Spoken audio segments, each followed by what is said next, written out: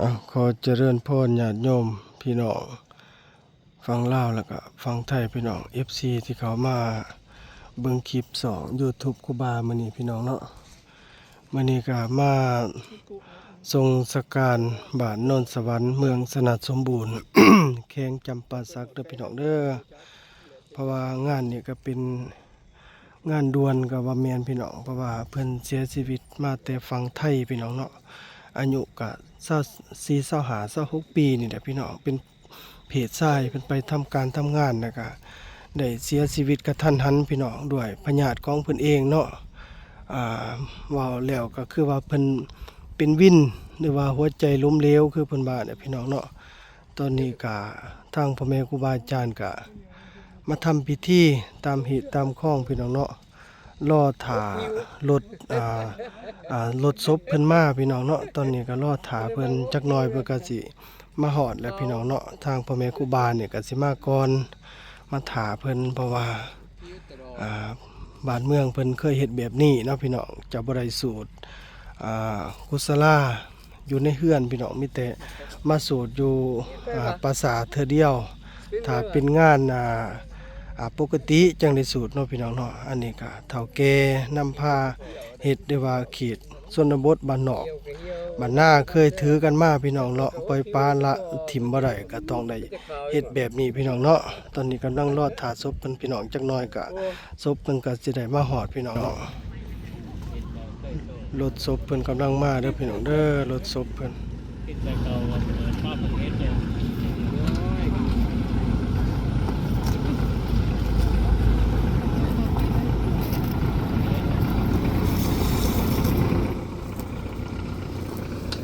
เพิ่นเสียชีวิตมาแต่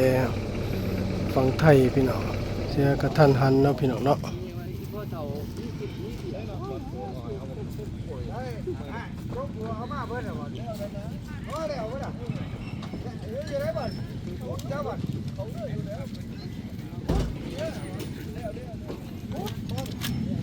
คือฟังลาวนี่เวลา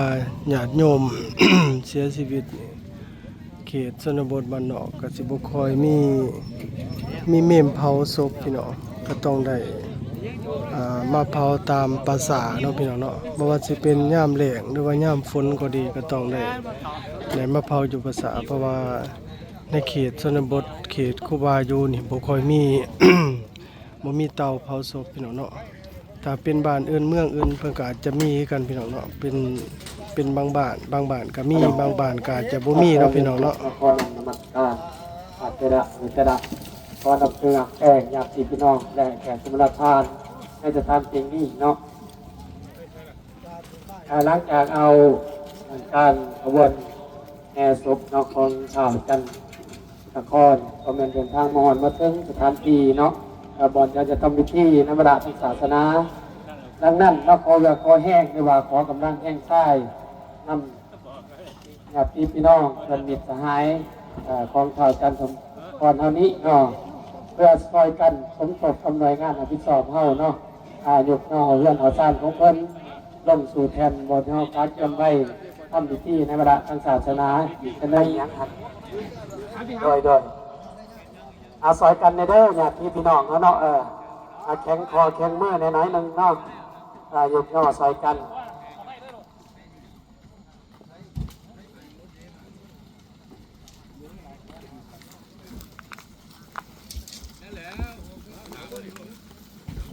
เดี๋ยวต้นสิว่างมาคอยจับฐานไว้เด้อตอนปงกันจับทางเมืองเครื่องไม่แน่ยันว่าเขาปงบ่เสมอกัน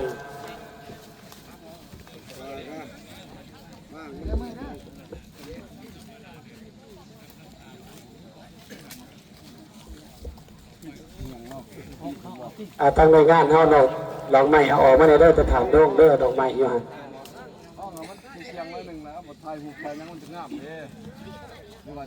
อะไรก่อนจะเก่าสู่พิธีในเวลาทางศาสนานี้เนาะ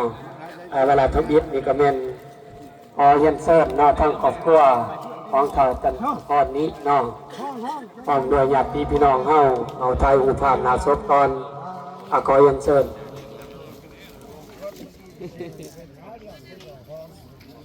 แล้วปัญหาอะไร หลังจากการหูความร่วมญาติพี่น้องแล้วก็ขอยังเชิญเนาะทางครอบครัวคอยทยอยทายเป็นหูความครอบครัวอีกทีนึงบ่ว่าจะร่วมไอ้น้องหรือว่าญาติพี่น้องก็แม่นขออนุญาตเนาะเอาทายเป็นหูภาพเป็นน้ำรับไปแล้วหลังจากเขาทายหูภาพแล้วก็จะรับเข้าสู่พิธีในเวลาต่อไปอีกทีนึง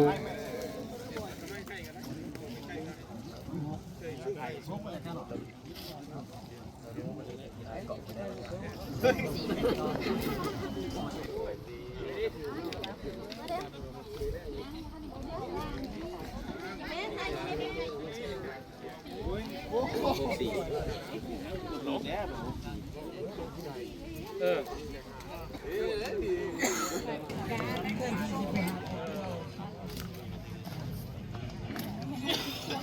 ียงนี้จะมาส่งมาเยือนจิตตาดวงวิญญาณของเขาจันทครเฮาได้ไปสู่สุคติสู่สวรรค์ชั้นฟ้าเทวดาเพิ่นก็เลยจากเข้าไปอย่างมีวันหวนกลับขึ้นมาแต่คงจะได้ไว้แต่คุณงามและความดีเนาะที่เท่าจันทครเก็บปลาไว้สังสาปลาไว้น้ำไอเวน้องหรือว่าน้ำครอบครัวญาติพี่น้องตลอดมาก็ขอให้ทุกคนทุกทานในสถานเพียงนี้จดจำมาแต่สิ่งดีๆเนาะของเพิ่นที่สั่งสาปาไว้ตอนที่ยังมีชีวิตอยู่ให้จารึกไว้ในใจตลอดไป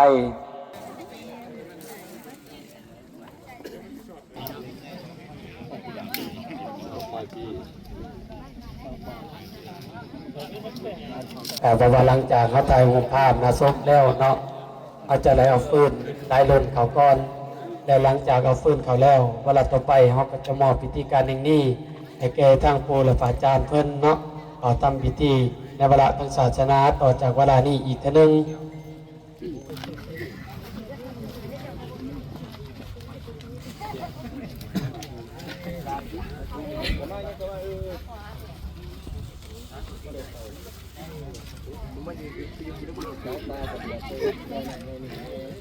ยิ้มเลยนะยิ้มเลยนะ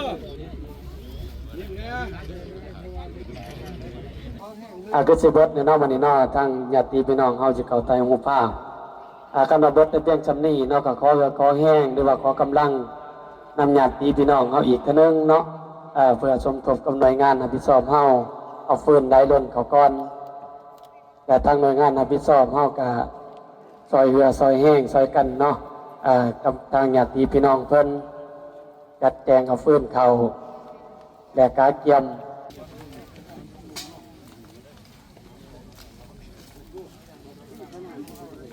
ก็แห้งเนาะมันนี่เอาฟืนเขาถ้ามันเนาะแต่ทางหน่วยงานเขาเอายางรถไปเปิ้ลไปขางก่อนเด้อยางรถเปิ้ลไป2ขางก่อนแต่เขาต้องย่อฟืนทับอีกบัดนึงแต่ท้องเครื่องท้องคลองของเพิ่นเนาะที่เอามาแต่เรื่องแต่สร้างกำเนิดให้เปิ้ลเขาใช้ในขางหยีบเฮาและยังเอาฟืนเปิ้ลไปทั้งขางอีกบัดนึงฟืนเขายังเบื่อนี่ยังได้อยู่เด้อทางหน่วยงานรับผิดชอบเขามาเบิ่งมาหยุกย่อซอยเฟินนี่แน่โดนได้มันใหญ่ก็ให้หยุก2หยุก3ก็ได้เนาะบ่อยหยุกคนเดียวเพราะว่ามันสีแพร่หลังแพร่แอวบัดผ่านมา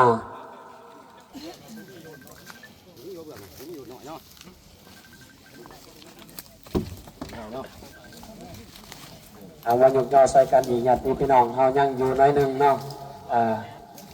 ไม่ร้ายลำฮอนี่ก็ดีเชื่อว่ากิเลสกินหน้าอีดี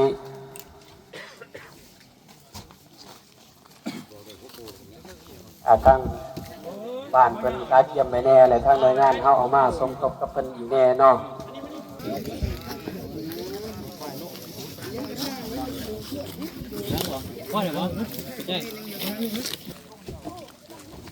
ทางหน่วยงานเขาตรวจเบิ่งน้ำญาติพี่น้องเขาอีในบ้านหนึ่งเพื่อนได้เดี๋ยวบอกท่านบากีได้ที่นายเมื่อเดียวเนาะวันนี้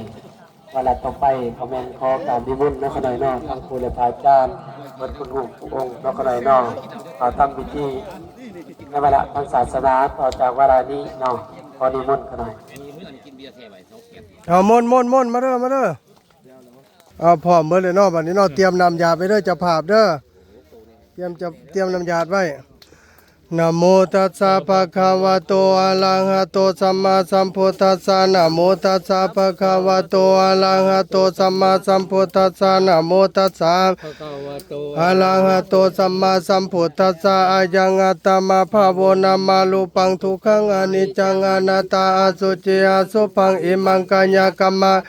ปุณณภาเวติอนิจจาวัตสังขาราอุปัฏฐาวาญธรรมิโนอุปสิตาวานิรุนสันติเตสังโบปัสสมโมสุโคอนิจจาวัตสังอุปัฏฐาวาญธรรมิโนอุปสิตาวานิรุนสันติเตสังโบปัสสมโมสุโคอนิจจาวัตสังขาราอุปัฏฐาวาญธรรมปัสสิตาวานิรุนสันติเตสังโบปัสสมโมสุโคสัพเพสัตตามาลันติจามาลิงสุจามาลิสาเลตเทวะหังมาเลสเมเอกตัสสังสยโยกุสลธรรมะอกุสลกตธรรมะกตเมธรรมะกุสลาญสมิงสัมมเญกามาวจารังกุสารังจิตังอุปนังโหติโสมานัสสะหะขตังญาณะยุตังรูปารัมมานังวาสัทธารัมมานังวาคันธารัมมานังวาลาสารัมมานังวาโพธพารัมมานังวาธรรมารัมมานังวาวาปนาลภัตตสมิงสัมมเญภัสโสโหติอวิเคโปโหติเญวาปนาตัสสมิงสัมมเญอัญเญปิอธิอารูปิโนธรรมาอิเมธรรมกุศลาเหตุปัจจโยอาลัมมานาปัจจโยอธิปติปัจจโยอนันตาราปัจจโยสามานันปัจจโยสหัสสตาปัจจโยอัญญมัญญปัจจโยนิสยาปัจจโยอุปนิสยาปัจจโยปุเรสตาปัญปัสสะสตาปัจจโยอาเสวนาปัจจโยกัมมาปัจจโยวิปกาปัจจโยอาหาลปัจจโยอินทาริยาปัจจโยสานาปัจมัคคปัจจโยสัมปัญญุตาปัจจโยวิปัญญุตาปัจจโยอธิปัจจโยนาธิปัจจโยวิคตาปัจจโยปัจจโยโหติเมตัญจสัพพโลกัสสมิงมานะสัมภวะเยอปาริมานังอุทังอโทจติเดยัญจะอสัมปทังอเวรังตังติทันจารังนิสินโนวัสสัญญโนวัญญาวัตตสาวิคตามิโทเอตังสติงอธิตายาภมมาเมตังวิหารังอิทัมอิทินจาอนุปคัมมสีราวาทัสสเนนะสัมปันโนกาเมโสเวนัยเคตังนาหิสตุขปะปุนาเรติติเอาญาติน้ำเด้อเจ้าภาพเด้อเบิดสุผู้สุคนเด้ออาทาสิเมอากาสิเมญาติมิตาสกาจาเมเปตานังทักขินังทัสสะปุเพกตามนุสานังนาหิดุญญังวัญญาปาริเทวนานาตังเปตานามัทธายาเอวังติทันติยาตโยอายัญจโคทักขินาทินาสังคัมมิโสติตาติคารตังหิตายาสัทธานาโสอุปกปติโสยาติธัมโมจาอายังนิทัสสิโตเปตานาปุสอุราราภารัญจภิกขุนามานุปทินังตุเมหิปุญญังปัสสุตังอนาปกันติไปเกิดดีถึงสุขเด้อพอออกเอ้ยเวลาแห่งคนสุดท้ายแล้วเนาะดังนั้นเนาะข้าพเจ้าในนามหน่วยงานอ่านคิงบริการดงศพนี้เนาะขอถือโอกาสในนามเวลานาทีแห่งนี้เป็นตั้งหนายแก่ทั้งเจ้าภาพทั้งครอบครัวของเต่าจันทครนี้เนาะเพื่อแสดงความขอบอกขอบใจและหูบุญคุณมายังญาติพี่น้องเพื่อนมิตรสหายบ่ว่าจะอยู่ไกลหรืออยู่ใกล้ที่เสียสละมาร่วมงานทรงสการในมื้อนี้เนาะข้าพเจ้าก็บ่มีหยังดวงใดที่จะมอบให้เนาะก็มีแต่คำอวยพรใจให้ทุกมาลาทานญาติพี่น้องในสถานที่นี้เนาะ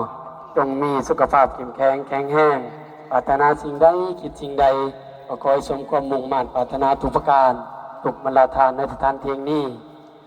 แล้วต่อจากเวลานี้เนาะข้าพเจ้าขอถือเอาโอกาสในสถานที่นี้ขอแจ้งข่าวถึงมือห่างหากาเกียม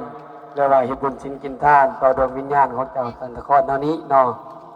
ทั้งครอบครัวทั้งเจ้าภาพเพิ่นก็ได้กำหนดเอาแม่นวันอังคารเนาะเป็นมือห่างหากาเกียมตั้งกงบุญและวันพุธเป็นมือตักบาตรก็ถือว่าเดียวนึงมันนั้นเลยดังนั้นแจ้งถึงญาติพี่น้องเนาะเพิ่นมิตรสหายได้รับทราบทั่วถึงกันว่าวันอังคารเนาะเป็นมือตั้งและวันพุธเป็นมือตักบาตรฟังมาบรรทานญาติพี่น้องทุกคนจะเสียสละเวลาอันที่มีคุณค่ามาร่วมงานเฮ็ดบุญศีลกินทานต่อดวงวิญญาณของเฒ่าจันทครและในครอบครัวในครั้งนี้เนาะเชิญมาด้วยความหักแพงและนับถือ และหลังจากทางญาติพี่น้องเฮาวางถูกวางเทียนแล้วเนาะเวลาต่อไปก็จะมีมอบพิธีการในทางหน่วยงานรับผิดชอบเฮาคอยเก็บกู้เครื่องออก แล้วก็ถือว่าเป็นพิธีเสร็จสิ้นเวลาสงสการในมื้อนี้เนาะว่ามีไฟถอยมานี่